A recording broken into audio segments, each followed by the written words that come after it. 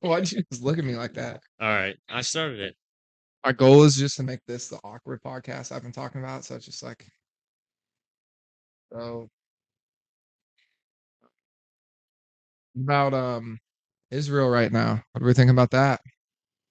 I heard about that at all. Okay. What about Palestine? Yeah. All right. What are you? Get jacked up. Let's get jacked up. How about that jacked up podcast?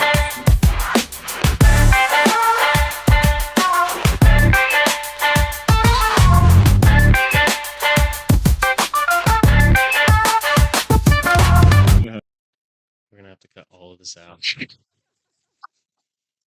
So what about that Hitler guy? Hey, you're German. The seat's on you. You are. You are Last too. name German. My last name is German. I'm actually Russian too. So am I. Scottish. Do you see Trump and Russia are beefing right now? They always are. Yeah. Yeah. Hey guys, we're back here with another episode on the Jacked Up Podcast. Like, comment, subscribe. This is a lot harder than I thought. What? She'll be talking, I'll switch it over here. And we'll be talking, I'll accidentally switch it over there. You need a producer really bad. I think I'm gonna demote you to producer status. Oh, hell. What's that? My job for a while? Yeah. You want to do this whenever you're Sure. behind the camera? All right. That'd be way easier. Yeah. So start right now. Actually, yeah, you'll just have to talk from back there. Yeah. Oh, okay. You can like talk, and it's just gonna be like you hear it very vague in the background. Yeah. I'm your guest, but I'm not a guest anymore. Mm-hmm. So how are you gonna run two podcasts at once? Oh, I'm running the other one. You are? You're gonna do the editing? Well, there's not much editing that needs to be done, but yeah. Yeah, because we can do this. Yeah. So gonna be like a nightly thing. No. No, probably. We'll probably do Once a week. Once a week as well. Yeah. Are you guys gonna do like research on stuff and then? That's what she'll do. Yeah, I'm in charge of research. I'm in charge of social media. Pretty much all that fun stuff. Yeah, I'll just edit the videos. Yeah. So that should be smooth. Watch that like blow up, and then we're just sitting back here in the dust. I'll just be like, yeah, I'm gonna go ahead and. That probably would happen. I'm not gonna lie. No, we can I mean, shout out to you guys in every podcast. the first one, this was. Yeah, the sign was behind us. Yeah, so we're not affiliated, but Well, what we could do is we could start our first like jacked up podcast or jacked up production. dude, there's already a Jacked Up Productions. I looked it up. There is? Yeah. What do they do? I don't remember. I didn't look that far. What about the Jacking It Productions? What if we kept the name of Jacked Up Podcast, but we did some other name productions? I don't know what it would be though. Jacking It Productions. The GU. You know GU what? Production. Comment Or down JU below. Production. The most like comment, that's what we're changing it to, no matter what it is. Yeah. We should post that on TikTok. Whatever the highest like is, once we hit 1,000 subscribers, I will legally change my name to. Have you seen those videos? Yeah. Top like is like freaking Hitler or something. Which is illegal. Aquaman. Hitler Christ. Yeah, Is two Hitler illegal illegal? names. Yeah. It's Dang. legal to be named Hitler. Yeah. Well, Are you surprised? what if you do it backwards? You know how people do heaven backwards? What's that name? Nevea? Nevea is the name? Heaven backwards? Probably. Hitler backwards? I don't know if we're even allowed to say that on YouTube. Probably not. Hitler. I'm gonna start sending you like random conspiracy theories I'll see online, Mm-hmm. like on Instagram. I don't even remember any of the good ones now. Oh, like the freaking the Epstein one where they Mhm. found all of the paintings in the house. Yes. Well, I knew about the Clinton one. Yeah. I didn't know who's the other one, Bush. Yeah. Those are weird though. Definitely involved. Yeah. But did you see Trump was originally talking about partying Diddy, and then changed it the other day to like I don't know. I read yesterday like Trump said that Diddy like talked too much crap, and so now he's not going to pardon him or something like that. Why would you pardon him? And I think Diddy has a lot of leverage that is just like unknown to the regular. That man, that don't free that man. Free TK though, just not in a Free city near me. TK. Just not in a city near me. Yeah. Free TK and Melly in the same city. Mhm. Tag team. That's crazy. Chirac. Yeah, let them out in Chicago. Let's see what they can tear up there. It just becomes like a third world country. Oh Just my those Lord. two people. Dude, it already freaking is. Okay, I cannot say that. You wanna actually talk about you now? Our guest. Sure. What is So your name? Emily. What is your social security number? Not saying that. I'll find it. Do you have it memorized? Yeah, I do. So if I find it and I read it to you, can you tell me if I'm right or wrong? No. Okay. Probably gonna be right. Anything's on the web. I Yeah. doubt my social security's on there. We'll see. There's I don't know. Majoring in cybersecurity has taught me some scary stuff. Yeah. Yeah. Well, I feel like anything can be hacked into. Well, like genuinely, I'd say probably like 75% of America's population social security find with a Mhm. quick web search if you know where you're looking, from what I've Or, learned. or the crazy thing is now with AI, Hmm. like they're saying that once they figure out AI, like there's nothing you couldn't hack. Yeah. Well, I actually just wrote an essay about that for a Homeland Security class. And Actually, I think that's the biggest reason why there's an AI race is so that if China gets their AI and they try to hack us, we have to have AI to prevent that. well, a lot of like, so you have hacker groups, and what they're starting to do is they're starting to train their AIs to find like the breaches Hmm. in softwares and stuff. And once they find the breach, they're coded to find them, and then they'll find them, and then they'll go in and destroy it. But on the counter side of that, you have people using AI where it's like, where are my breaches? Yeah. And then they go in and fix them. But again, just kind of comes down to a race. I don't know. That's something that I really want us. Like, I've been cooking up some ideas for like an AI. What's hacking to the Pentagon? Dude, crazy story. Crazy story. Kid I went to middle school with. I can't say names or anything. We'll say Joe. We'll say his name's Joe. Malero. Joe, I went to That's a middle joke. school with. Shout out to Joe Malero. He's moving out. Yeah. I heard Todd said he hadn't even seen him in a while. Yeah, he's moving out next week. But he's moving in with a bunch of alumni. Kid I went to middle school with, super smart guy. Allegedly might or might not, probably not, but he might be a Navy SEAL now. And this kid in middle school with a Chromebook hacked in to the Pentagon when we were in What? middle school. Yeah. Dude, a prodigy? Yes. Holy crap. Yeah. Damn. Allegedly. Allegedly. He definitely did Um, it. and I don't know all the details on it. Somebody that's been on this podcast was friends with that person, and told me some of the crazy stories, or of when it happened. And But he got caught, right? he basically just got like reverse hacking and shut him down. But What yeah, the heck? yeah, he got in and just got shut down. Yeah, but I feel like, FBI would be showing up at your door. Yeah, it was out of a school. So But you know what? Maybe they should have made their stuff stronger. yeah, for a Yeah. little 13-year-old boy getting into your stuff. Dude's a genius though. Well, there was that recently there was that case. I could be getting it wrong. I don't know for sure. But there was that case of this guy hacked into the Pentagon, but he literally like told the people like you have like it's like super easy to find all this stuff. Like he wasn't trying to do anything crazy or Mhm. anything. And I think he like got some crazy prison time, but yeah, he was just showing them, hey, like it's super easy to get in your guys' stuff. Yeah. I think he used AI, and he was like, he went through their entire database or something, and was like, find anything or like enter the password like 123 to anything, and he Yeah. got into a ton of stuff. Yeah.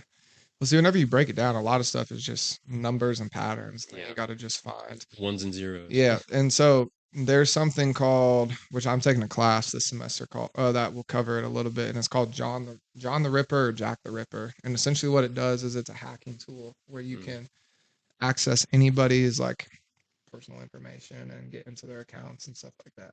Dang. And there's another platform that I learned to use last year called Wireshark, and what it does is essentially like I've hooked up to it at the fraternity before because I do homework assignments and it goes through internet, and so it pulls everything that's going through the internet, like the and you IP can see and it, yeah, and you can dissect everything. What So the you can heck? pull passwords from it, you can pull account Yeah. numbers. So That's the big scare about China making all of our internet yeah, stuff. and so like for example, there's one guy because I was terrible with it, so I'm sitting here looking up YouTube tutorials how to try to figure it out. Mm-hmm. Because I didn't take the intro class I took prior to that, didn't cover it at all because I took it through a different school. Yeah. And so I'm looking up YouTube videos and I can't find any ethical ways on how to use it. I can only find unethical ways. Yeah. So it's like people talking about how you can pull people's card information, running Wireshark at McDonald's, at Panera, and then whenever they go and pay with the app, you can dissect their stuff if you're fast enough and know what you're doing. Scary stuff. So yeah, anything that's on that Wi-Fi, you could just take off. Yeah. I guess like Stuff you like were- that would be if you guys go into the cyber world Yeah. on your other podcasts, like there's some really Oh, yeah. cool stuff you could talk about no, crime wise. that would be good for like FBI, CIA, like looking into like a potential terrorist or something. Mm-hmm. But I mean, other than that, yeah, it's just bad stuff you can do with that. Yeah. Yeah, no, it's very like I find it interesting. It's like colleges will let you dabble with it. Mm-hmm. Like, hey, this is what this is used for, and we're going to teach you the basics, but we're not going to teach you anything else. But if you go and do something outside of here, that's unethical, so don't do it. Yeah. But it's like, who are we really teaching these things to? Yeah. That these kids aren't going to get the knowledge on some of this stuff, and then just A bunch of crazy college kids. yeah, next thing you know, committing fraud and Yep. copying cards, and Yep. it's one of those things too. Like, I don't know, cyber is something that's very scary, but as annoying as all the 3-step verifications are, Mhm. they're truly needed with some Yeah, things, definitely. especially for getting into accounts and whatnot. Dude, the amount of times I'll get email notifications for the podcast, email like this account's trying to access your email. And it's like, I don't know. There's Yeah. 4 of us on there. Yeah, Somebody's probably doing Yep. it. Probably got everything leaked at this point. Yeah, I mean, there's not much there though. There's not. I think my card's connected to it. Oh shit. Take it. You ain't got a whole lot. My old credit card is on there, Yeah. so it's not active anymore. Oh, so, I'm I gonna mean, activate it. go ahead, I guess. Oh fuck, never mind. That fuck up my credit score. Yeah, exactly. All right. On a serious topic, what's your name? Emily. What do you do for a living? A lot of stuff. I coach volleyball for Kapaun JV. How's that? It's good. Good. The girls are really nice, and honestly, they're pretty talented. Like, you look at other schools, especially public schools, and they don't have the amount of talent that Kapaun and Bishop Carroll and all those private schools do. So that is a lot easier to coach. Yeah. I was gonna joke around, but like now we're actually being serious. Yeah. I was gonna Yeah. just keep joking around. That was why I was being like Okay. blunt. But Yep. like I mean that was kind of what we talked about with like Carroll and baseball and stuff Mhm. too. It's like there's some like in the Wichita area, it's hard for some of the schools to kind of have competition and whatnot because there's certain like Heights is really good at basketball, Northwest is really good at football. Yeah. Did you guys know that for Bishop Carroll and Kapaun, they did this thing where like you can try out for whatever team, but if you don't make it, you can also try out at a public school as well. Really? Huh. So some of the girls that won't make our team could go and try out for a public school and make their team. Would they still be a student at At like Capen, Capen? I think so, maybe. Interesting. Really? I don't know exactly what the reasoning was behind it, but that's something that I learned, and I was like, that's kind of crazy. But it's not for public schools. It doesn't go the other way. Like it's just for those I mean, that makes private sense because you're schools. probably getting flooded with a lot more of those players. Which, like, for example, like Derby, like for baseball wise, Derby did like cut like my whole time there. Like there was cuts, and it was like kids that like would go and compete very well at schools like any of the Wichita schools, for Yeah. baseball. So it's like if they went and got thrown in there, they would get time to develop, come back next year, try out, probably make the team, Use it or just bug it out. Yeah. Wichita school. use it as a JUCO. Yeah, exactly. Mhm. Literally. No, that's really interesting. That I don't know. I'm actually interested. I'm gonna look into that a little bit, Yeah, read about it. there's not a ton that I know about it, but I just thought that Did it that just was come into play recently? yeah. So as far as I know, it's this year is when they started it. Mm-hmm. Which allows for a lot of the girls that won't make the team to like go either to that or go to club or do something else volleyball related and get that extra training and then Mhm. come back and be even better next year for tryouts. Yeah. So I like that. But the only issue with that is you don't know what kind of coaches they're Yeah. going to have. So then Mhm. you don't know what's going to happen to them in that time. Right. And it's harder to break bad habits than to teach something new. For So, sure. Yeah. What is it? What is it like? Because obviously, Caden coaches kids significantly younger than him. Pause. But what is it like coaching people like closer in age to you? Like, is there a conflict of interest, or is it straightly business? It's not really as bad as it seems. I feel like because I'm closer to their age and I just recently got done playing, they tend to take my corrections and actually apply them more. Mm-hmm. Um, and for club, I coach like eighth graders, so that's a very different level. Just because there's a rule that you can't coach, like because I coach at Cape I can't coach anybody from Cape Right. which means I can't coach any age group for high school. mhm. Because it's like that for baseball too, right? No, I don't think so. Oh my God. But um, yeah, it's just the high schoolers that I coach, they're more like sophomores, juniors, hmm and some of them are pretty close to my age. Like I just turned 20 and they are just really wanting to be best friends at this point. Yeah.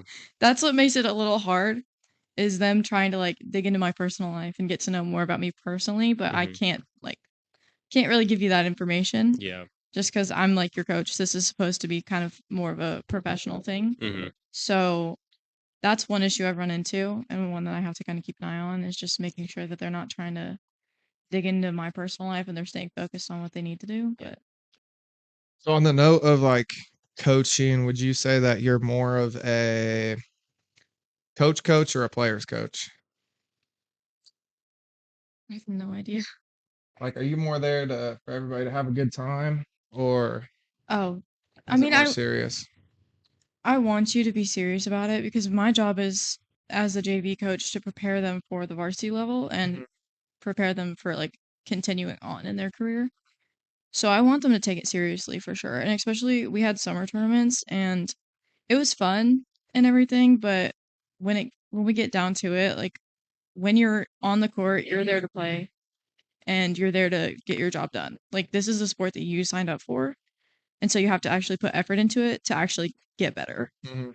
Yeah. So while I want them to have fun, I feel like it's more important for them to actually pay attention and focus on what they're doing. Yeah, yeah. I think when for me for baseball at least, it's always super fun to play for like a player's coach, like somebody that's everybody's there just to have fun and kind Yeah. of wing it. Like, I mean, I'm assuming you saw when you came out senior year baseball and played Yeah. with us, like it was just fun. It was just chill, and it was like, and additionally that we were competing at a high level. Like Yeah. we lost to the team that won the tournament hmm because Yeah. of me. But besides the point, I think the best coaches are the ones that can kind of flip it. right? Like it can be super cool, but like they know like when you need to get your stuff done, you got to get it done. Yeah. And because honestly, sometimes coaches that are players coaches, I struggle kind of because then you got to kind of push yourself. Right. You don't have somebody pushing you. I think that's also where it falls into having like a good team around Yeah. you, like guys that want to get better too, Mhm. which it makes it really hard because it's like you can't rely on a group of 12, 18-year-olds, we'll say, who Mhm. all be there just to like, let's get better. And they're all self-motivated. Like that's Yep. not something you see everywhere. No. You might get, you're lucky if you get a team with 4 or 5 of those guys, Definitely. I don't know, especially in smaller groups, whereas like sports like football, it's a lot easier because you feed off of one player or you have like 10, 15 of those players and you feed off of that, Yeah. especially for those that aren't playing. But I don't know. I was gonna ask, why did you start coaching? Okay, so I was playing at Friends. This is like a whole story, so I'm sorry if this is long, but I was playing at Friends and I got into my second season and I came down and sprained my ankle really bad and was out for the rest of the season. And then I came back for spring and was practicing for 2 weeks and then got taken out because my knee was hurting like really bad. It got so bad to the point where every time I walked, there was pain shooting up my leg. So went and got it checked out, found out that I have hypermobile kneecaps like naturally. That's just bad genetics, but apparently I may have dislocated my knee a few too many times and it like stretched out my ligament. And so I had to get surgery on my knee. You guys are gonna have like kids made of steel. Um I had to have surgery on my knee to kind of tighten the ligament and also just to go in and make sure I didn't tear anything. Yeah. And I was initially told that that recovery would take like 6 to 8 months total, which it's been about almost 4, and I'm done with physical therapy and everything, but there's definitely a long way to go before I could ever get back to playing. So I would like we'd be done with our season at Friends. Um, so I decided that I'd save myself the pain and agony and just kind of go for something that I enjoyed, and I know the head coach at Capen, so I saw that they needed a new JV coach, so I applied, and I was like, I'm not gonna really get to play again, so that's kind of where that came from. Is the head coach what's her name? Heather. What's her last? Yeah, Brody's mom. Mm. You know Brody? It's Bo's cousin. Yeah, and then Bo's big sister coaches up there Yeah. too. She's the assistant varsity Yeah. coach. Yeah, I've known them for a while. They coached my younger sister, who's going into like she's gonna go play in college this Mhm. year. So I've known them for a long time, but she thought that like our interests aligned and it was unfortunate that I couldn't coach, but the same thing kind of happened with Evan, the JV coach or the assistant varsity coach. Mhm. Because she had so many knee surgeries by her senior year of high school that she just couldn't play anymore. Yeah. Mhm. So it's unfortunate, but I also just kind of don't mess around with knee surgery at all. Yeah. I'd rather not, like, I'd rather stop playing than have to go in and get another surgery on my knee. Right. It's just not worth it. I get that for sure. Like that was a big part of why I quit playing. Like I'm going into a job field where I need my fingers. I've already had one of them rebuilt. Yeah. Yeah. And and originally I was thinking about being an orthodontist, and it's like if I have a finger I can't even use anymore, then I'm You gotta be super. out of luck. Yeah. Now it goes in with typing. Like my dad's missing half his finger. Yeah. And I can only imagine what it's like typing every day with missing your middle finger. Yeah. Yeah. To where it's like I don't know. And that's why I talk to like a lot of younger guys I talk to about like I see it work all the time. Like yesterday I saw a kid that's a sophomore who his dad was a coach at Derby, and he was like, "Why'd you quit playing?" And I was like, it comes to a point of how much you really love the game, number one, but then additionally to that, what's going to benefit you the best in your future. Yeah. I'm not saying anybody can't work through some pain and Yeah. work through some trauma and whatnot, but Well, I mean, if you look at like these NFL players, these boxers and stuff, like Yeah. their life after the sports, like some of these boxers, like they can't even talk right. Yeah. Football players, the CTE and stuff. So it's Yeah. like you want to put as much as you can into the game, but you have to realize like there's life outside of the game, Right. And I think it's important to, if you still have that love, or maybe the love to keep playing, or maybe not even the love to keep playing, but still a love for the sport, find something, find your way to express your love for it, like coaching, yeah, or like for you, coaching and the podcast. For me, yeah, the podcast. Like yeah, I watch sports weekly, like I don't care what sport it is, I'm watching it. I get to the fraternity house and somebody's watching. yeah. Doesn't matter if it's, they were watching the other night, we're watching like dog racing. Like Oh dang. Hey, most that's kind of random stuff. interesting. Yeah. I guess we are kind of in that time where there's not a lot of sports going Yeah. on. Yeah. You got like summer league basketball, Yeah. but yeah, so finding your way to express your love. Like I was thinking about coaching for a while, Hmm. and whenever I knew I was done, granted I don't really have the time for it right now, but I was gonna say it's a big time it commitment. is, and that's why what I think would be a lot of fun would be coaching like up at League 42 or something like that, Yeah, where yeah. you're not paid, it's volunteer, there's Uh-huh. other people to rely on. I think something like that would be a lot of fun, and it's, you know, especially for situations like that. There's a lot of people looking for positive role models in their life, Definitely, yeah, and if you can give that to somebody, that's huge, for sure. and I think that's a big part of coaching. What benefits for yourself have you seen? Like, obviously it's nice to get paid to do something that you enjoy, but like, are there any deeper benefits for yourself out of it you're getting? Honestly, I like the satisfaction of being able to go in every day and see these girls actually like growing, especially since we're pretty much done with summer stuff. Like Mm, seeing how far they've come in such a short amount of time. That's really rewarding in itself because it means that you're obviously doing something right. yeah, And the parents are super sweet. Like all the parents at every tournament, they think that I am the reason that we win, which I wouldn't be. I mean, I'm pretty sure that's kind of how it's supposed to be. But Dang, all right. no, it's because like you're the coach, you make the lineup, you Yeah, put people where they're going to play the best. And whatever, like every tournament that we've had, when I give them any type of instruction, they take it, they apply it, and that's when we actually start like doing better and winning. And they actually are actively trying to get better. right, And that's not all entirely me. That's like their drive and their work yeah. ethic. That's amazing. It's just really fun. It's really rewarding. So that's most of what I get out of that. yeah. Have you had any interactions with, what are they technically called referees in volleyball? Not yet. Yeah. Not yet. It's just been summer stuff, but there were times I wanted to yell at those May South coaches. They had their head coaches for their varsity coaching their JV team during the summer, and they kept like, "Oh, that was out," when it was very clearly in. And Mm, I'm like, you know what? I'll let them have it. I'm not going to argue with them. Right. Like that's not my place to do right now. yeah, It's summer. We're just here to get better.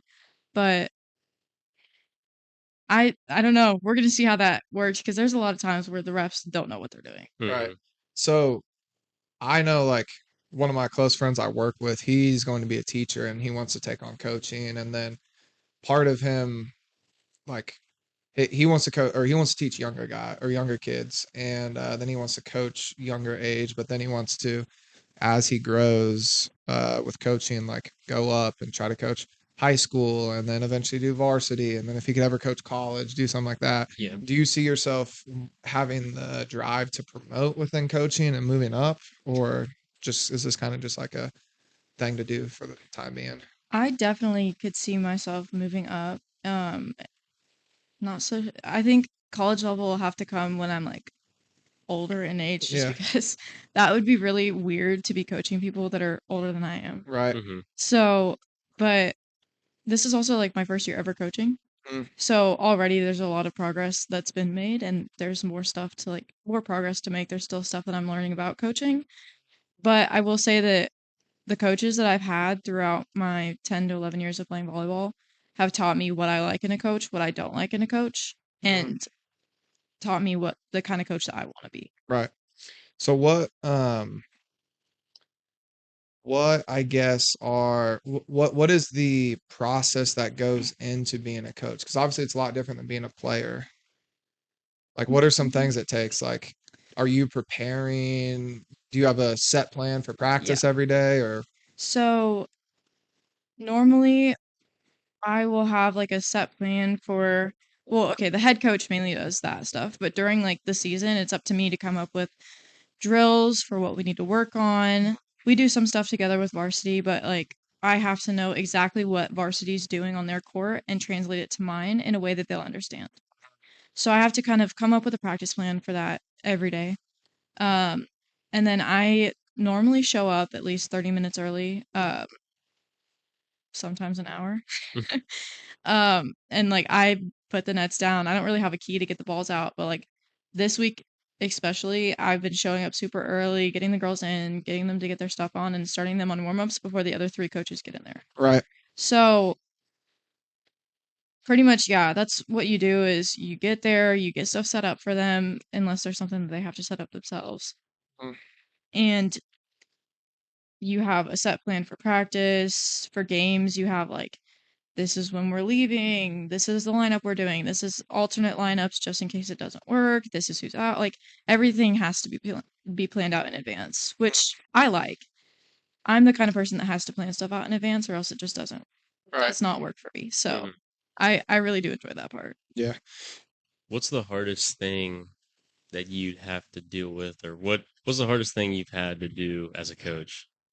So this entire summer is like I think you guys know this from playing, but for sports, when you show up over the summer, like that's kind of showing the coaches where you're at, and if you don't show any growth, then they know like automatically you're probably not going to make the team. Mm-hmm.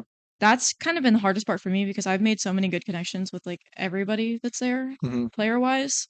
They're all super sweet, and so knowing that we have to like cut people even though they're better than people at public schools, like that sucks. And also another part is like, let's see, I don't really like having to yell at them a lot, but there have been times they've just been very frustrating because they Mhm. don't move, they don't talk, they're very lazy, which sometimes it's just early in the morning. That's kind of how it is, or it's a Monday kind of thing, but it's definitely frustrating when you see them come in and they're not locked in and not ready to go. Yeah. Right.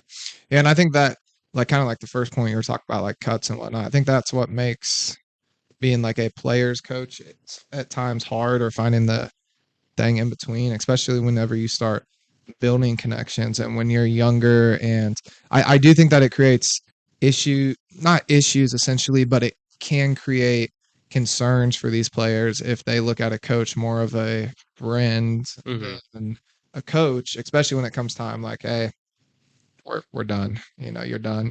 Yeah. You're not playing with us anymore. Mhm. Yeah. You know, Yeah. nicest way to put it. But I think that can create concerns that can be hard. And it's good to find the line in between. Now, granted, I'm not a coach at all, but from an outside perspective, you know, that's Yeah. what I would feel like. Yeah, Yeah. no, I totally agree with that. That's kind of why I try to keep my distance and don't share much about myself because Mhm. it's just gonna make it. And I like the fact that I'm not necessarily the one that picks my roster. Right. It's kind of the head coach. Like I have some say in who I like and who I don't like, but most of that's gonna be her, like telling me what position this person's gonna be at. Like most of that is up to her because that's what she's gonna want when they move up to varsity. Right. So that makes it easier for me, and I don't feel as bad having to cut them because I'm like, it's not really my say. Yeah. Right. Now, if I like move up to like varsity level or something, that's when it's definitely going to be a lot harder because Mhm. it is my say. Now, Yeah. granted, the other side of that is you will be older at that point, Yeah. and there will be more of a age gap barrier because you're how old are you? 19? 20. 20? You're 20, and these kids are the oldest they can be. Well, I guess at the JV level They're is like like 16, 17. there's one girl that's like almost 18 Yeah. and she's a junior. Holy crap. I don't know how that happened, but she's really sweet too. It's just She had a red shirt year. I wish. Yeah. I will say that it's also really hard because we have probably 50, 60 girls Mm. that show up over the summer and they're all going to try out. Mhm. We know that. Plus, we have some random people that show up. We make cuts on the first day. Yeah. That's going to suck. Yeah. Sure. But I'm planning on probably having 12 people on my team, which I don't like. I only want to have at most 11. How many? 10 is like the edge. I don't know anything about volleyball other than I play sand volleyball. So how many are on the court at once? 6 normally. 6? Okay. So I prefer to have at least 2 or 3 people that play all the way around. Mm-hmm. That would make it really hard to have if you have 12 people because then you have a lot of people sitting bench, Right. not playing. So that's why I'm not necessarily fond of 12 people. I like at least 10, Mm-hmm. but club is different. I only have 9 girls on my team, so Yeah. that's gonna be interesting, especially if somebody gets hurt. That's Yeah. gonna suck. Yeah. So all of that just kind of takes into account in your roster Yeah. and the size. And I'm pretty sure our varsity team's gonna have 12 too. So Mhm. So, kind of on the note of like JV sports, I compare this to, for me, JV at Derby was like go out and we're gonna win, but like it was so competitive because it was like you guys better not lose. We're playing like our reputation is we're not gonna lose type of Yeah. thing. But at the same time it was grinding to get better. And then you hear some JV teams where it's more so we know we're gonna lose every game we come out and play in, but the goal is to get better so you can play varsity. Whereas other teams kind of like I was saying with Derby, like the two differences is get better so you can play varsity or we're gonna go out and win. Would you say your focus is more so improving people, winning, or a mix of both? I think definitely a mix of both because I mean, we have so many great girls Mm-hmm. that I think that we should be winning. Right. I think that we should be able to dominate. Maybe I haven't seen Bishop Carroll, so that one might be a tough game. They always have a stacked roster. Yeah. But I mean, yeah, winning is really kind of I mean, if you go there and you just go there to have fun and play, to have fun and you don't want to win, then Right. that something's got to be wrong with you because every time I'd step out on the court, I wanted to win. I wanted to get better. Like I wanted both of those things to happen at the same time. Yeah. So I feel like practice is a great time to get better. But when you step into that games, you take everything that you've learned and you use it to win. Right. Yeah. Yeah. So I guess on a completely new subject, not completely new, but kind of tying into playing with friends. When you got recruited out of high school, how many like different schools did you have you were looking into? I had a lot. I had a couple of D2s that were out of state that I thought about, but I wanted to kind of stay closer to home, Mm. and I'm glad I did Yeah. because, I mean, I have my own place now, and I'm Yeah. pretty happy where I'm at. Right. Also, I had to take into account what I wanted to go into school for, which was criminal justice. Not a lot of people really offer that degree, Right. so Mhm. Friends definitely did. And I mean, I practiced with the girls at Friends. They were super sweet. They were driven. That's what made the environment really fun. But then as I got into that, I realized that that was all kind of fake. Mhm. There's this sounds so bad. I'm definitely not talking bad about Friends University volleyball team at all, but there's a lot of times where drama ruins everything. Like everyone's fine when we are first Universal. we're first together, everything's fine. Like we're a close-knit group, but then as the season goes on, drama starts to unfold, everything starts to unravel, and then that's when we start like losing everything. Right. And this isn't being sexist at all, but like talking to coaches, like I guarantee like 100, maybe not 100%, but 80% of the coaches I've talked to says that coaching girls is 10 times harder than boys. For Just sure. because, girls are different. They have that drama aspect, guys are dumb and don't really care. You know Well, what I mean? I think that drama is something universal in life, and I say that because I see it everywhere. I saw like when I got done with middle school, I thought drama was done. Mhm. Then I get to high school and it's like, oh, we're here still. I Yeah. get to college and you still see nitpicks of it here Yeah. and there, and it's like, what in the world? Yeah. And then on a completely non-school related, I see it at work. Yeah. Like, and I see Mhm. work that's like middle school level work Uh-huh. with people that are 30, 40 years Yeah. old. Like, Yeah. I gotta be very careful about what I say here, but there are individuals at my store that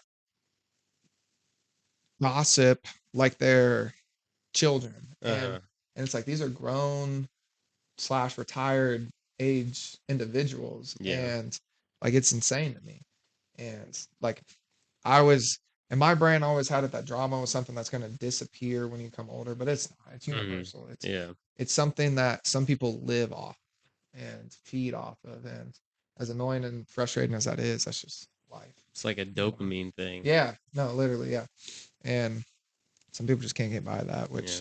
is unfortunate. Now, I do think certain ages have it more, or it might be more common. I Yeah. think that's 100% fair to say, but it's something you're never gonna get Yeah. away from. So Yeah, but the reason I brought that up too is because, like Paul said, he's like, during the Yeah. game it doesn't matter, and then you go back, maybe it's there, but it usually disappears. But for girls, I mean, Yeah. oh, definitely not. yeah, It kind of transfers over to the court for girls, especially like college level.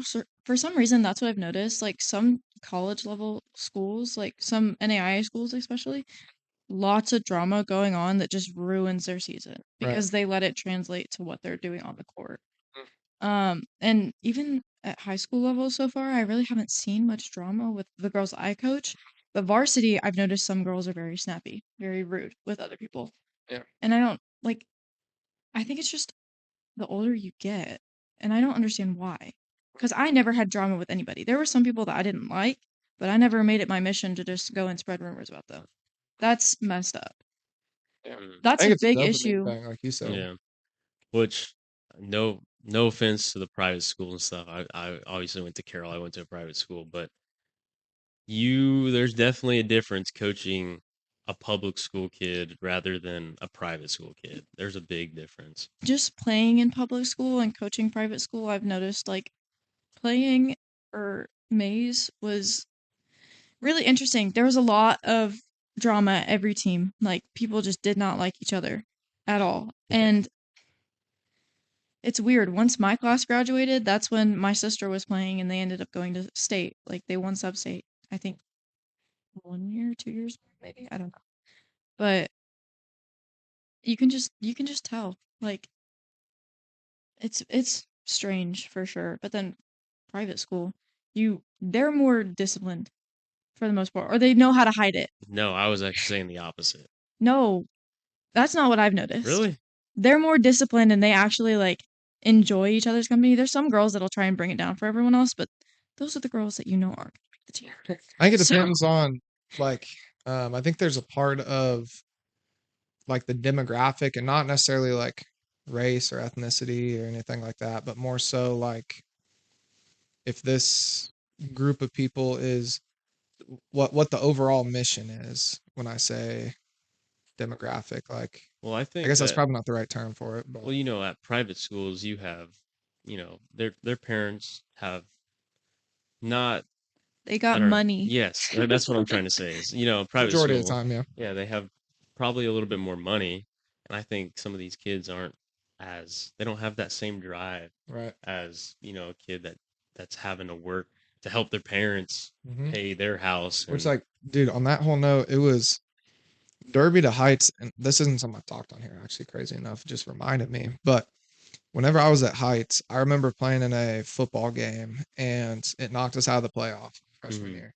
year. Or no, it was the game before playoffs, and if we would have won, it would have set us in like a much better position than playing Northwest round one. yeah, So, yeah, or round two, whatever it was, and it was crazy because we're in the locker room and it was genuinely scary. Like it put fear into my heart with how some of these people were reacting. Uh-huh. And got kids throwing their helmets across the locker room, banging them on the wall. And this one kid just goes, he was like, I'm out here doing all this for you guys. He's like, I'm coming to practice every day. Or he was like, I wake up. He was like, I go to school, go to practice, and then work until 3 a.m., 4 a.m., Mhm. go home, go to sleep for a few hours, come here, and I do it again. yeah, And that was when I was like, oh, damn. yeah, Like, this is like two completely different like it was something that I wasn't used to, obviously, because like I grew up playing with the Bears and then Mhm. like on academy baseball teams where it was like those things were different demographic than what I got from Heights. And Yeah. granted, I went to middle school with the same people I was going to Heights with, Mhm. but it was just kind of like a culture shock. Yeah. You hear culture shock a lot, but Yeah. kind of Well, similar to that. well, I will say also something Billy brought to my attention that I never even thought about until he told me was you got to realize like some of these kids scholarships how they're going to try to pay for college. Right. So they're trying to get to the next level. They're going to probably play harder than you because that's how they're going to pay for college. Like Right. some of us, like you can afford college, and Yeah, but some of the parents like that have tons of money, they'll just pay for their kids' college. yeah, right. And I think some of it comes down to a lot like for my situation, it was like I'm paying for college all by myself. I'm not taking Yeah, out loans. Like I don't believe in debt like in the nature of school. Like yeah, I'll take out a debt on a car or a uh huh, house or something like that, but I don't believe in large chunks of debt to where it was like I'm not getting my school paid for by playing sports. I'm going to go and grind on work hmm, and make as much damn money as possible so that I don't have to worry about paying for college and like I have that money set aside. yeah, And it was terrible working full time, going to college full time, like hmm, working 40 to 50-hour weeks, then also being in class for another 15 plus, yeah, studying and all that. It was terrible. It was horrible. Like that first year of college was like rough for yeah, me. And then I got to WSU and I was at the point where I could kind of coast a little bit more. So now I'm hmm, looking at, 15 to 18 credit hours. This semester I'll have to be working 25 hours at work, stuff like that. But hmm, it's like you worked hard, or work hard, play hard type of thing, yeah, yeah, um, and I think that that's something that a lot of people go that route of doing as well. And now I'm not saying one route's right compared to the other, hmm, but yeah, I think it's just depends on what your work ethic is and where you want to put your eggs, yeah, what basket you want to put them in. yeah. But yeah, so kind of more on the friends topic. We talk a lot about injuries on here and how people get through them. You obviously, what exactly was your injury again, Um, or just like a more descriptive so of it? the surgery that I had was a VMO advancement Uh-huh. to like they cut the patellar ligament because it got to a point where like my kneecap when I'd straighten it, it'd come like out here. Yeah. Mm, So they tightened that ligament and kind of readjusted my kneecap to Mhm. make sure that it's in the right place Right. so that like I can walk around comfortably, I can actually do stuff and not worry about dislocating my knee or Yeah. something like that. So, I mean, I've gotten to a point now that I'm trying to get past it and like trying to I've done physical therapy for a lot, like 3 months of physical therapy starting like 2 or 3 days a week and then Mhm. just gradually going down to 1 day a week. Mhm. And then I went to my doctor's appointment like last week and he said, "Yeah, there's a visible difference in your quad size. You can't play competitively until you get that back to size." It's like they're the same, like they are the same strength, but they're not the same size, and so I can't play yet Right. per se. But I think even now, like even if I decide to jump in or something with the girls, there's gonna be that kind of looming thought in the back of my mind, like, what if you come down and just ruin all that progress you made? Right. yeah, So that's probably not really gonna change for a while. But when I was playing, I was injured a lot. Right. Sprained the same ankle like twice, and pretty sure I probably tore a ligament. Right. hmm, But that was easier to get past, I think. I think it's just certain injuries that are harder to kind of get rid of that mental block, Mhm. but it was a lot easier to come back and get back into the grind of doing things. And I think also just working on getting better outside of that and doing everything that you can Mhm. kind of helps you set that up for success, Right. in my opinion. Yeah. So do you think like obviously the mental side is going to be there, like you said, coming down on it and something happens, just helping. Mm. What do you think is going to be something to like, how are you going to get through that and be able to just muscle memory whenever you get to that point that you are allowed to? So I think just working on getting the strength back and getting everything back to normal will help me a little bit, which will come with like working out and continuing to kind of keep playing. And I have a brace as well that I'm supposed to be wearing when I play. Um, so that'll definitely help a lot, but I think there has to be, I have to kind of see that growth and just working on like when I jump, not coming down with all of my weight on this leg, because Okay. that's just gonna ruin this leg. Is this plugged in? No, the My charger. computer charger. It's like about to die. Thank God. Sorry, I had to cut you off because I was just gonna delete No, it's everything. okay. I don't know. I feel like once everything gets back to where it was, it'll be easier to just go up and not worry about that. But mental block is crazy. Like that's something Yep. that you really have to. Mental block is insane. Yeah. It's something that a lot of people don't ever really get over. Yeah. I think that's like another one of those things that translates from sports to life is like mental setbacks. And I think that is like the hardest thing for people to get through. Like I can even say firsthand, like I've had them in sports and I have moments in real life whenever I'm going through it. Like I've just been in the mode where it's like I'm working my butt off in school, working like my job, I'm making money, and it's like, what is there to show for it right now to continue to motivate me to do it other than some numbers on a screen? And it's like, Yeah. I might sound stupid and whatnot, but it's like holy crap! At some point, it gets you really, it catches up, but just got to keep on trucking and find the way through it, Yeah. But I don't know. I find it very interesting, especially now that I'm away from the sport, like away from sports, how much they truly translate to real life. Like you've always heard people saying that your whole life, Yeah. Yeah. whole life playing sports, how it translates to life. And I always heard it and I was like, all right, yeah. Yeah. It Okay. truly Hasn't translated. does. Hasn't I translated. Oh, there it is. yeah, no, I Let's heard actually it. not do that. I heard it from my stepdad all the time, and it was so annoying. I was like, dude, how does it translate? There's no way. Yeah. And then yeah, you get to it'll really hit you your first year of college. Yeah. That's First when year of it'll hit college. you. Yeah. That was just like, I don't know. And I've talked about this before. I feel like I'm a broken record saying this, but like going from everybody to nobody is like for me was the biggest struggle. Like Yeah. being with your your teammates that are like your family, to then it's like gone. Yep. And that's just how life is sometimes. Yep. I think I was the opposite. You what? I think I was the opposite. Really? Because, I mean, high school, I wasn't very close with the people that I played with. Like, I played with Kaylee Lively and Gracie and Carson and all of them. Wasn't very close with them at all. Mm-hmm. And then we get into college, and I'm like doing stuff over the summer, meeting all these girls I'm getting ready to play with. And I built like a family and a really close knit group of people. Did one of the pigs fall down? Yeah. Built a really close group, like close knit group of people, and those still are some of the people that I talk to most today, Mm-hmm. compared to people that I went to high school with. Right. So that was I was different with that, but Yeah. Yeah.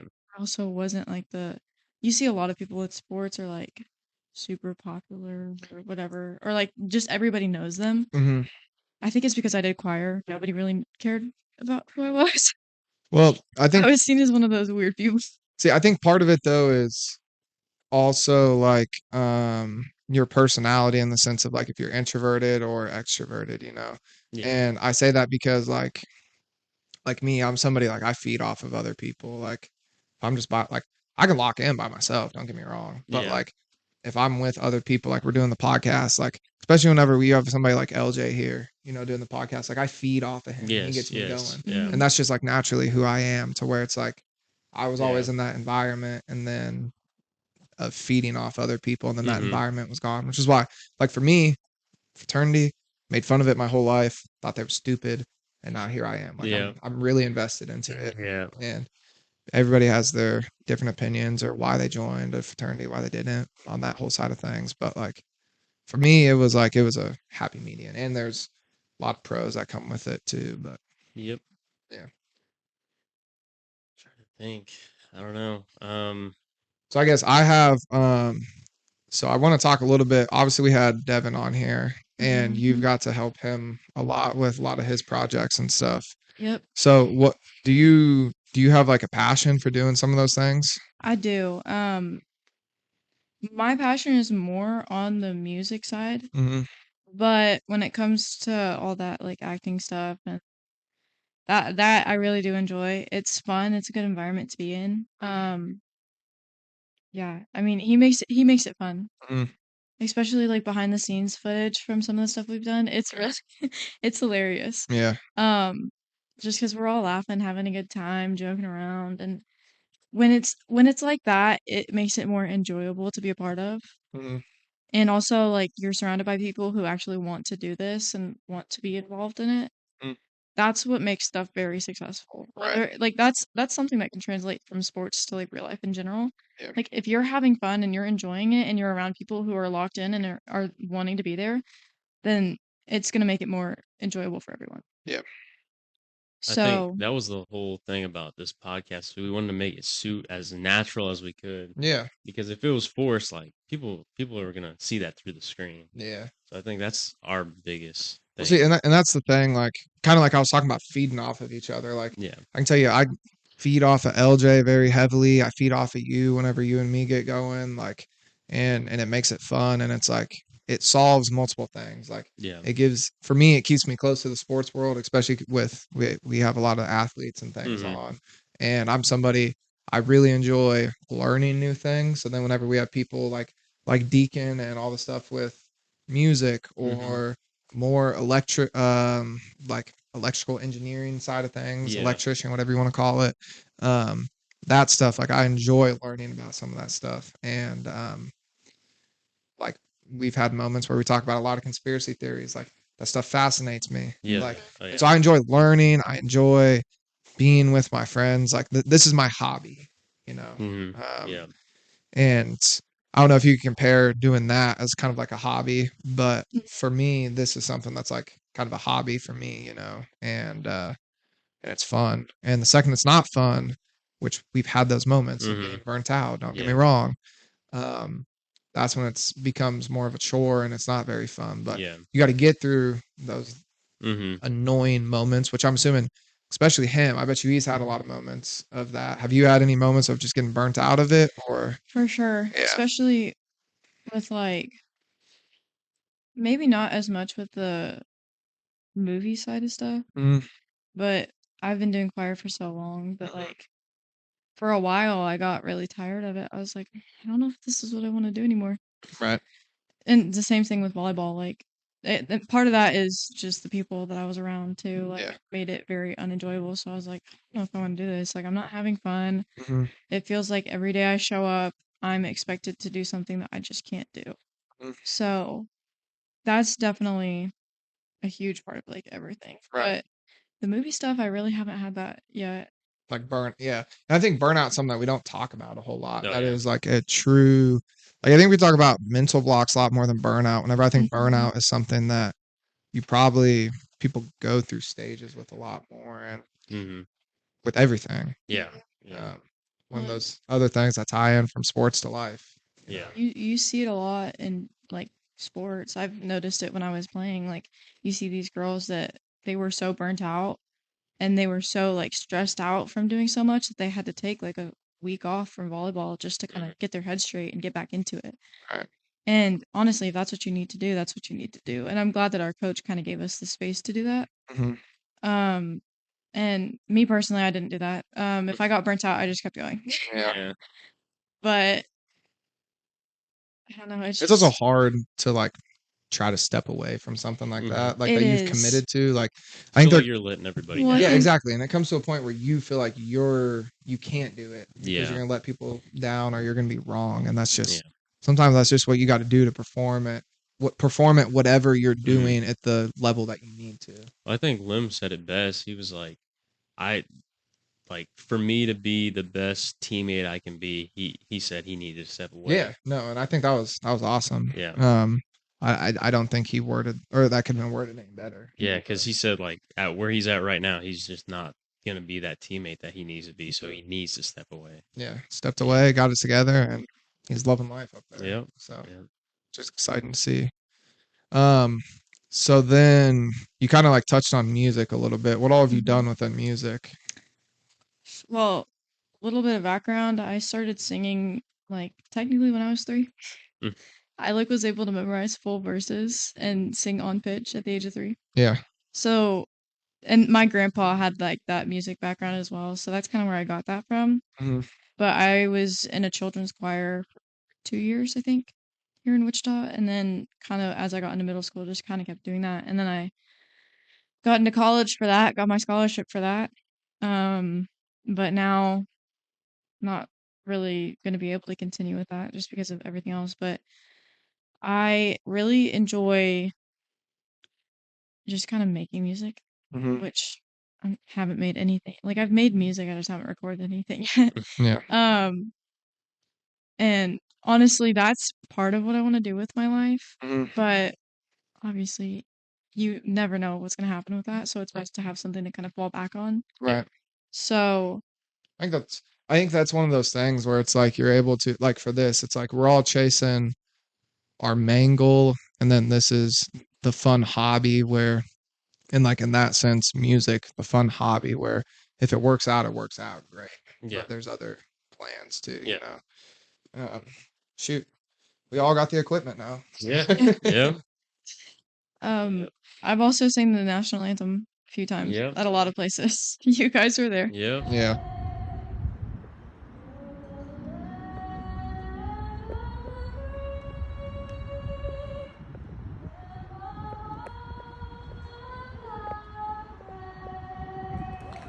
Yeah. I'll Um, put that clip on there too. Yeah. Um, so what was kind of on the national anthem side? The one you just did was NBC, and going into it, like it was a decent sized crowd up there. there were more people for sure that showed up, and I walked in there and I was like, "Oh, cool. I don't have to be nervous. There's like nobody here." Yeah. Then more people started showing up, and I was like, "Oh, okay, Mhm. maybe Yeah. just a little bit." Yeah. But I honestly thought that it was going to be a lot busier than it was. Really? Yeah. Yeah. Just because I'd never been to that kind of thing before. Yeah. But the whole reason I got that whole little gig was because I played volleyball at Friends with one of the girls that works there for their Mhm. media team. And she remembered that I sang the national anthem at Friends and kind of they needed people. So she's like, "Hey, can you sing the national anthem?" And I was like, "For sure, I'll do it." Yeah. So how do you prepare for that? Um, throughout the day, I watch what I eat and what I drink. Like certain foods and stuff have an impact on your voice. So that's something I definitely take care of. And then making sure that I don't get sick beforehand is also a really big thing because that's something that I struggle with. I have recurring sinus infections. Mm-hmm. So Yeah. that's a big thing. Like when I have something important to sing for, I get kind of sick beforehand. Mm-hmm. Don't know why. It's just my body doesn't like me. Mm. But yeah, so I try and avoid that and then doing vocal warm-ups beforehand, running through whatever I'm singing. That's mainly what I do to prepare. But Mm. What if you forgot the words? What have you done? just keep going. Just keep going. Make up the words. Pretty like you just kind of keep going. That's what I was taught with like classical music is you can mess up the words and stuff and nobody will know if you have confidence and just keep going. Yeah. Which when I sang at the NBC World Series, I thought that I messed up the words. Like I blacked out during that. Really? That happens a lot though. Sometimes when I like get nervous, I just kind of don't realize what I'm doing. It'll hopefully turn off. We Is it can alarm? pause. Is I it need to go to alarm? the bathroom. Okay. Yep. All right. So, what were we talking about? I don't remember. Something. Oh yeah. Okay. So, what are your plans for music, like long term? Because I know that's something you wanted to do is make music. So, Yeah, I really, really want to make music and kind of blow up with that, but I don't know. It kind of just depends on like everyone else that listens to it. Like, well, I will say my biggest advice, and I've told you this many times, and it's something we do because I've told you this is my thing, is you got to put out stuff. You have to make stuff and you have to put it out. I know, but I'm so busy right now. Yeah, No, I that's get an it. excuse. I actually have to start doing stuff. I Yeah. can't make excuses. So Because how you're gonna get the views and subscribers? You got to put content out I do and have expect it to happen. I do have a little account on TikTok for Yeah. just singing videos, but those are just like covers. Yeah. There's maybe one original song, and that's the one that's gotten the most views too. Yeah, but I So mean, that's a start. So Yeah. No, for sure. I think that mix of quantity and quality is huge, especially starting out. And that's something that we're seeing. And I think we had moments where we were putting out quantity necessarily hmm over quality, I guess you could say. yeah, And yeah. we learned how the algorithm doesn't really work for that. hmm But now with that being said, Well, I mean, I kind of just found that out too. oh yeah, yeah. Yeah, I mean, I don't know. We would have used context clues eventually. yeah, yeah. But If you put out 30 clips, only 2 of them are gonna get 1,000 yeah, views. yeah. But yeah, no, I think I mean, you have all the tools to do it all, you know. mhm. Especially with this platform too. Like, Yeah, yeah. Yeah. that Who is knows? What true. if we're throwing concerts in the future? Yeah, you guys will be a part of that for sure. I mean, I don't know if that's something I was thinking about is like hosting concerts. I know this is way long term. Dude, we have so many long-term goals, and I think that's exciting. I think that's a good thing and a good thing to have something like that to reach. Like, Yeah.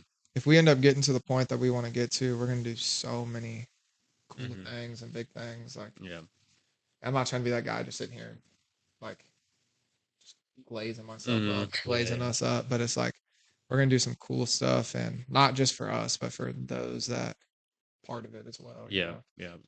those that support and stuff like that. Like, And can't wait till we also, start doing the giveaways. yeah. It's gonna be sick. And also, I mean, it's kind of my goal too is to kind of, and I know your brother or Devin, he's big into this too, is propping other people up, Mm. helping each other out. So like I said, if we throw concerts and stuff, we could have artists. We could, I mean, like I said, I was thinking about this actually pretty deep, and we could have, the main guy, which is a big name artist, and then we have a few people that are, new to the scene, trying to get out there and kind of push those people forward, give them a platform, give them Right, some fans.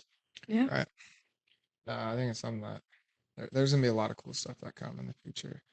Just gotta stay on it, Yep. consistency, and keep improving our game. Yep. But so I guess we didn't even talk about our new scene that we're Oh in. yeah, this is the emergency Yeah, podcast. emergency meeting.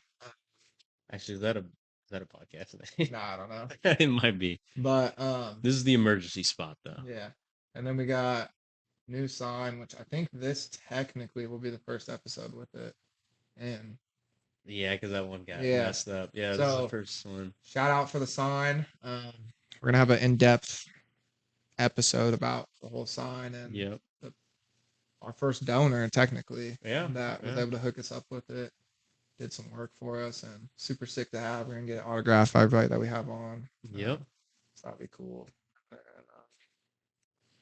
And, yeah, I mean, you'll definitely, and like this set will continue to improve as we get Yeah. more equipment and Yeah. stuff. So it'll be cool. And then when we're rich and we'll build our own house and Yeah. a Mhm. studio. Yep.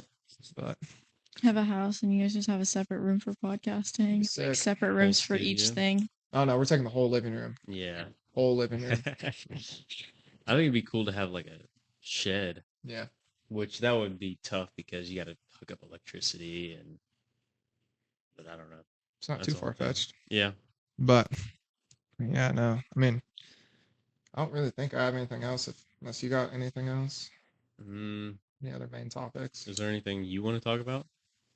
I don't know. I'm kind of boring. I just do the same stuff. So This one is so hard because we didn't have anything to plan out, or we didn't plan anything out, and plus we already know everything, so it's like, yeah, you guys already know everything there is to know Yeah. about me for the most part. Yeah, which was low-key my concern with it. Yeah. Like not in a bad way, but like okay, let's find a way to make this as good as we can. I think we Yeah. did good, but yeah, no, I think it was solid. yeah. We'll definitely have you on more though. Yeah. As a producer, yeah. Producer, and then I mean, you could be another reoccurring guest. Well, came up the producer, kind of like seen some people do that. They came up their producers whenever they talk, switch over. Oh, Yeah. that's what Joe Rogan, Theo Mhm. Vaughn do. Yeah. Yeah, Jamie, Yeah, Bobby Lee. Bobby Lee. yeah. All right. Well, I think that's all we got. Thanks for Yeah. allowing me into your guys' home Mhm. Yeah. and taking over your living room and Uh-huh. building a podcast set. Yeah. But yeah, no, I'm excited for what's gonna come, and I'm excited for what as a whole, all of us and those connections that we make are able to put out for everybody, Yep. like you Yeah. included in that, and anybody else that's along for the journey. You know? Yep. But yeah, we're getting to that point. We're gonna have giveaways going soon, Mhm. so that'll be exciting. I know something we'll probably one of the first giveaways we'll probably do coming up is Deacon that we had on. He's putting out a vinyl here soon for his album that he's putting out. Oh, I did see that. Yeah. And so get an autograph of that, put one of those out, giveaway here soon. I think it'd be So- cool to meet that because it's a band, right? Yeah. I think it'd be cool to try to meet those guys too. They perform in Lawrence at the bars down there, so we could go down there, see them in person, get some stage access. Yeah. That'd be Yeah. cool. That'd be cool. Yeah.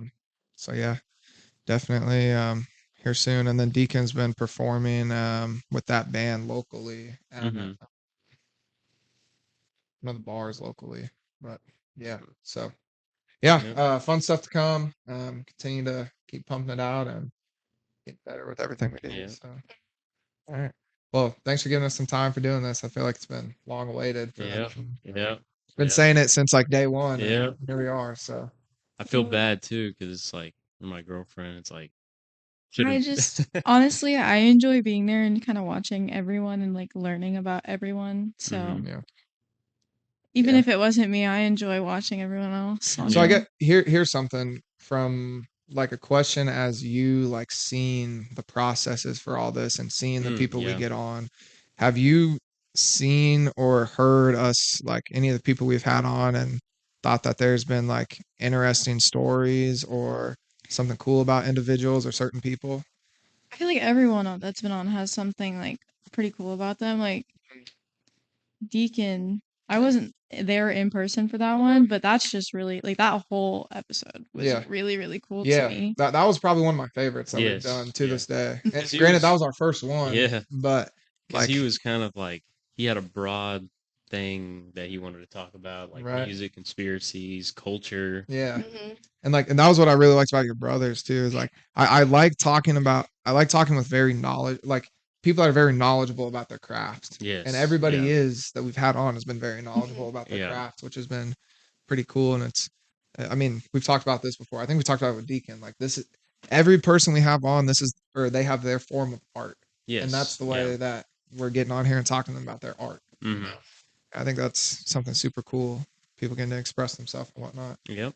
Casually, just the trash truck out there, dude. Is that what that was? I don't know. All right. Well, I think we're probably gonna wrap it up here. All right. So, thanks again. Yep. So we'll definitely see you again on here. So. For sure. Yep. I hope so. Maybe I'll have more to talk about. All right.